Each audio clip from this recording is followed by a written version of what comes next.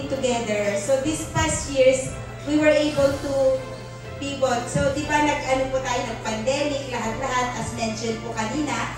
So still, we are thankful na naandito pa rin po sa Pacific Center. And mostly po, so nakita naman po natin yung mga awards natin kanina, nasa 35 years, 20, 25. So, nag-pandemic man po, naandito pa rin po tayo.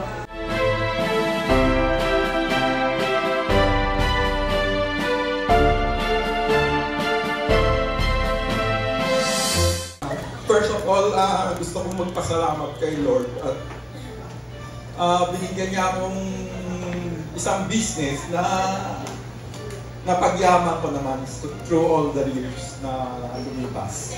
At yan ay dito sa Pacific Center.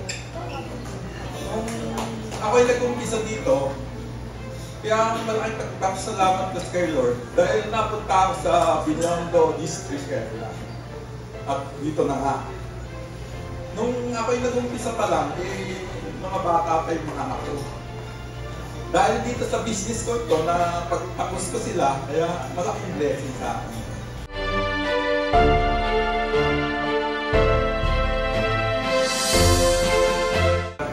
The good memories we had working with Pacific Center. Of course, those memories are very treasured talaga the most kasi magandang pasok ng business nung nalipat ito yung Robinsons Bank.